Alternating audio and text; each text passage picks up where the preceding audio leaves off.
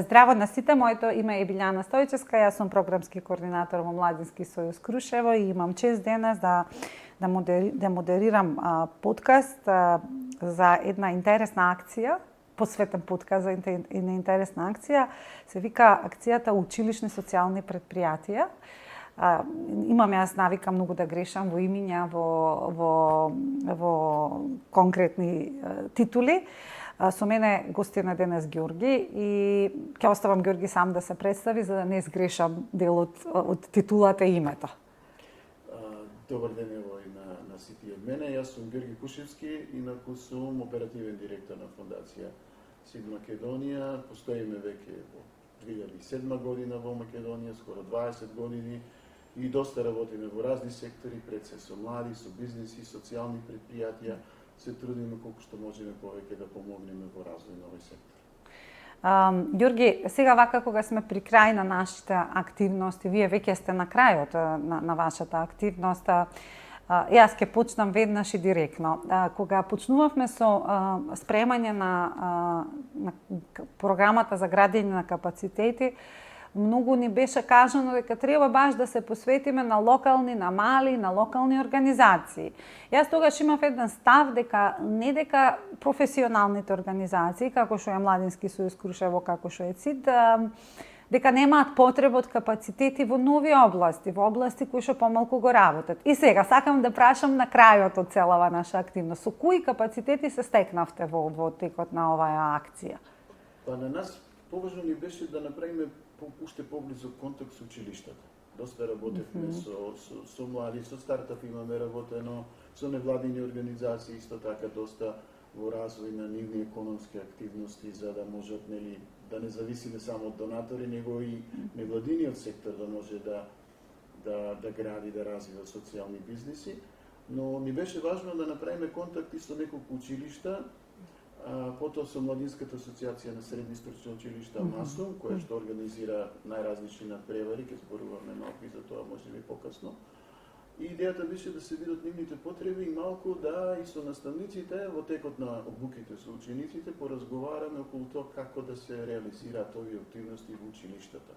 Затоа што колку порано се почне со социјалното предприемништво, со можноста младите да влијаат на општеството, да развиваат своји идеи, да видат дека и тие можат да придонесат во развојот на нивната локална заедница пред се и во исто време да се стекнат со вештини. Пошто тоа е втората исто така многу важна работа, затоа што стално велиме дури да не бидат сите предприемачи, секој предприемач или собственик на компанија бара вработени кои што имаат такви вештини. Затоа што предприемничките вештини секој ги сака да ги види кај своите вработени. И на тој начин помагаме и во тоа да индиректно се развијат тие вештини за вработување кај младите, меѓутоа најважен е начинот како се тоа ќе се реализира. Вие имавте, според сите информации што ги имам за резултатите постигнати од вашата акција, прилично вклучени млади од маргинализираните групи. Како одеше работата со различните млади? Интересно искуство беше. Значи имавме и во помали општини, со Богданци работевме, кај што има во училиштето доста деца кои што доаѓаат од рурални средини, дури мој впечаток е дека тие поодговорни се, не знам, можеби самата средина така ги направила, во таа средина има поголема дисциплина, поголемо внимание да се научи. Имавме исто во Шутооризари со ученици од средното училиште во Шутооризари, кај што навистина интересно. Таму па имавме случаи на деца кои што веќе имаат бизнеси во фамилиите. Значи имаат некој искуство, меѓутоа тоа беше на некој неструктуриран начин. И сега со овие обуки им се помогна дури на тие кои што да речеме веќе со нивните родители, со чичковци, нешто работат, нешто прават, да видат како тоа да го стават во еден контекст и да го направат и бизнисот подобар. Така да многу интересно искуство. И во Велес работевме, значи со 3 училишта, таму се веќе да речеме имаше ученици кои што се не толку од многу рурални средини, така да интересен спој. И кога ќе работат во тим, деца кои ги измешаме малку, кои доаѓаат од различни средини, навистина одлични резултати се постигнуваат. Кој е според вас, кој е најсилниот резултат што го имате постигнато? Сега ова е малку не е прашање ова за подкаст.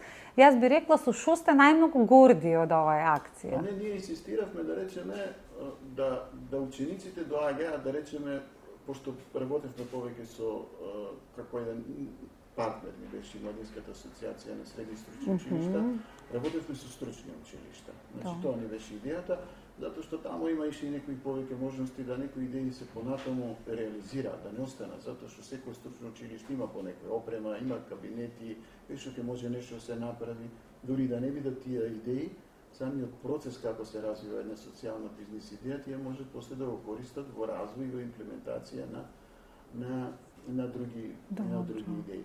Така да тоа беше целта и таму инсистиравме да видат ученици од различни струки, дури од различни оделенија, од години, од втора и од трета и од четврта. Па ги мешавме, ова што зборевме, со различни социјален бекграунд. И беше многу интересно. Знаеш, ќе имате во група, да речеме, деца кои се некои со здравствена струка, некои од хемиско-технолошка, некои од прехранбена, и сега која идеја да ја развиваме. И меѓу нив се развиваше многу интересна дискусија. Секој е поблизо кон нешто. Меѓутоа идејата беше да се почнат се колку е можно повеќе идеи и на крај да се синтетизира, да се дојде до нешто заедничко и баш ја се гледаше таа улога кога се формира тим, она што го стално им го кажуваме на учениците на почетокот, има како го викаме тоа сторминг, значи еден вид на бура помеѓу нив, секој сака да наметне нешто свое, не се доволно слушаат сите, секој сака да наметне нешто, некоја своја идеја, свое размислување, меѓутоа како поминува време, веќе тимот се формира. И на крај веќе вториот ден од работата веќе има сите припремено, не само разработена бизнис идеја, него и одлична презентација. Кои идеи ги презентираа? Па најразлични идеи имаше во ова, меѓутоа не беше толку самата идеја како идеја, него начинот како да го продадат тоа. Оти стално им кажуваме. Тоа е моментот. Вие може да имате и најдобра идеја, ако не знаете да ги убедите комисијата или условно кажано тие што утре треба да инвестираат, да ве поддржат, ништо не сме направиле. И доста работевме и на тоа.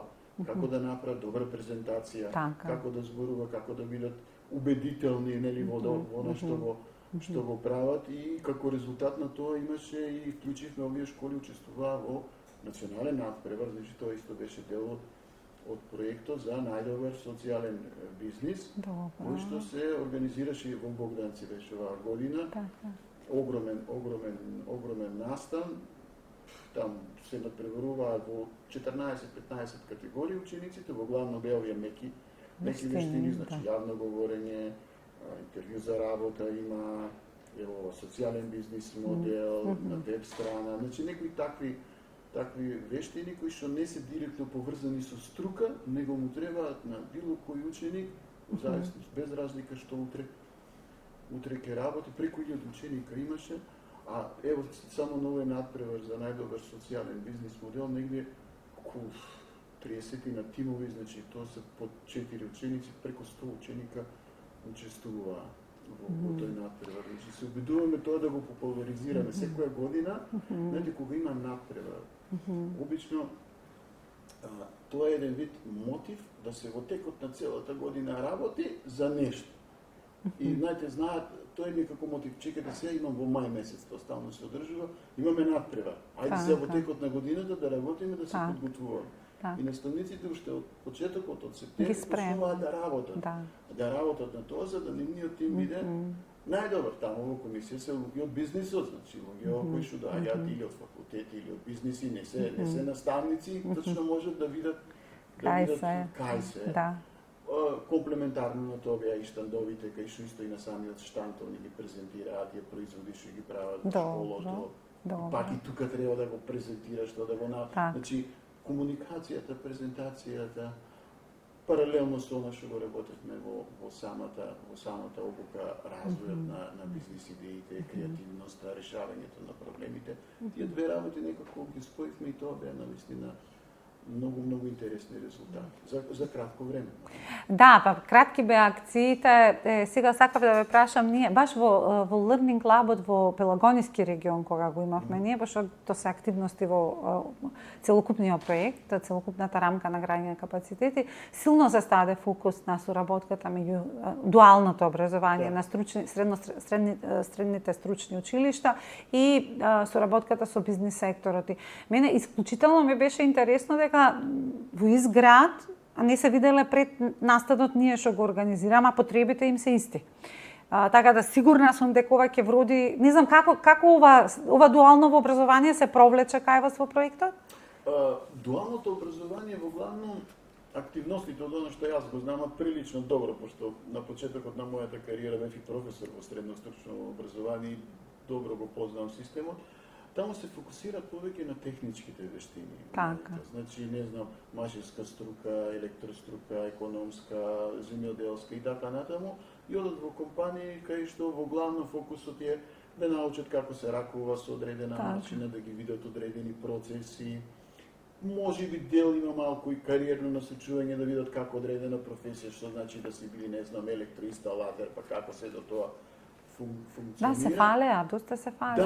Да, и тоа е одличен дел. Ова што и Масо Младинската асоциација со овие надпревари го прави е да ги додадеме и овие меки вештини. Пошто за било кој автомеханичар да си сепак кога ти комуницираш со клиентите, треба да знаеш како да се однесуваш, да бидеш одговорен на работата.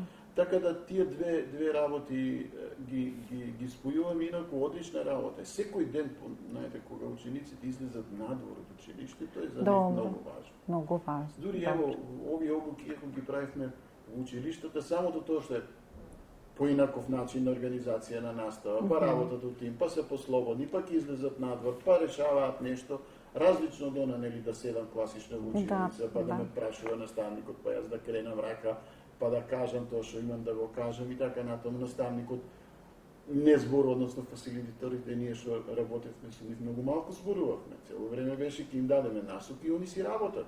Да. И тоа е многу поинтересно. Ни не осеќаат кога ќе помине времето. Значи, понекогаш, јас сум бил професор, кога сме досадни на децата, ни 45 минути не поминуваат. Изгледаат како вечност.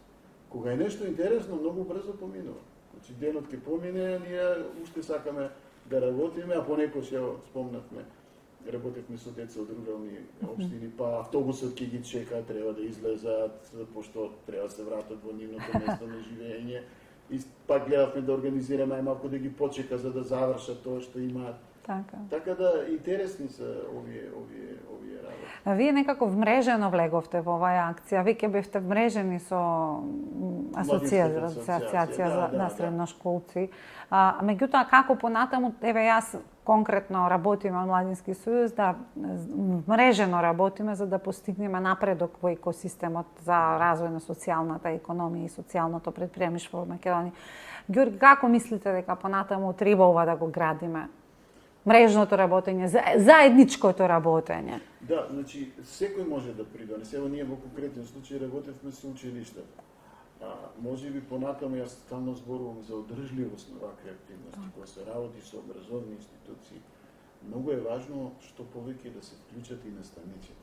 Зошто? Затоа што учениците завршуваат.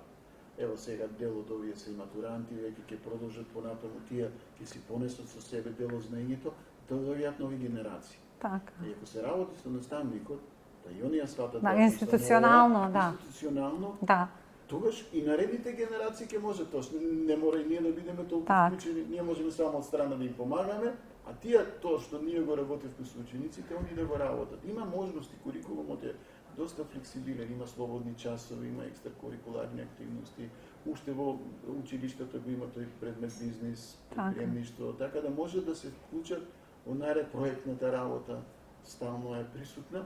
Меѓутоа поддршка на НИФ и од невладините организации, од општината, од бизнисите, и тоа сите ќе се позадоволни. И ние утре кога ќе дојдеме да работиме со некои социјални предприемачи кои веќе се повозрастни, ако поминали низ овој систем, многу полесно. Полесно е, точно. Исто кога работиме со стартапи, кои не мора да се социјални бизниси, секој кој што претходно поминал низ нешто, Добро. дали пред некои инкубатори, дали во училиштето, дали оделе на некои надпревари, многу полесно да се работи. Тие веќе разбираат проблематиката и веќе се дојдени на некој ниво кој што само ние им помагаме да скалираат, да уште понатаму ги развиват. Да. Ѓорги, еве сега откако завршуваме со активностите на проектот, вие веќе и завршивте официјално, што би промениле во проектот денес? Па, мене само времето ми требаше повеќе.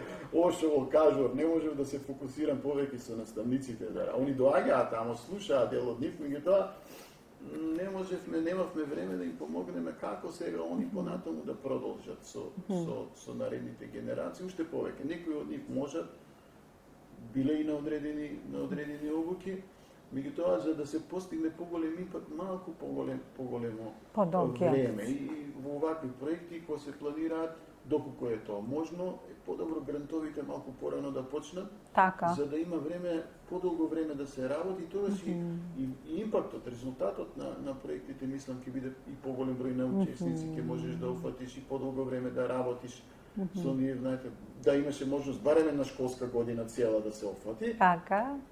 Кога работиш, Септември, јуни. Случај, кога работиш со ученици, многу е полесно, да. Што ќе остане од проектот и завршуваме денес со многу прашања ви постави. Да, јас се обидувам сега и да направам и некој приречник, искрено. Добро. Да, за наставниците кои што на кратко ќе објасним, ние работевме доста во дизајн тинкинг методологија. Добро, супер. Проблемското учење, не само проектното, него проблемско. Да, тоа е многу важно. Како да учат учениците преку проблем и ќе се обидеме да направиме некој прирачник за наставниците, знаете, ги собираме овие искуства, да видам што е оно што стварно им е потребно и едноставно да им дадеме насоки на наставниците. Ајде сега, кога ќе сакате да работите со група на ученици, еве ви, како можете во текот на цела школска година да работите со нив. И на надпревара, да речеме, дали ово МАСУМ или некои други надпревари, кои што на крајот учениците, има и доста надпревари кои што се и меѓународни, да можат да излезат со конкретен производ. И буквално за учениците, ево, од септември почнуваме ова, како што има програма, не знам, по математика, по македонски. Така. Да се направи некоја програма која што на поинаков начин на работа ќе се дојде до некој резултат и ќе се помогне оно што на почетокот го зборивме, градењето на вештини. Тоа е најважно. Јас се надевам ќе се видиме по 5 години, за се треба време, рековме, ќе се видиме некаде, ќе кажеме имаме сега 5 училишни социјални бизнеси, посакувам успех во идејата и во развојот на идејата. Благодарам многу за време. И ако кратко разговаравме, мислам дека доловивме се што имате постигнато во проектот. Мислам имам уште многу да се кажува, поготово зборлести соговорници секогаш имаат што да кажат. Така да ќе ги промовираме вашите резултати и понатаму и ќе даваме поддршка. Сега, нели, иако професионални организации, ние сме лимитирани во граењето на капацитетите. Посакувам успех и да се видиме во поубави времиња. Благодарам се и за поддршката и за можноста да реализираме еден ваков проект и се надевам ќе имаме повеќе можности и понатаму да се работи.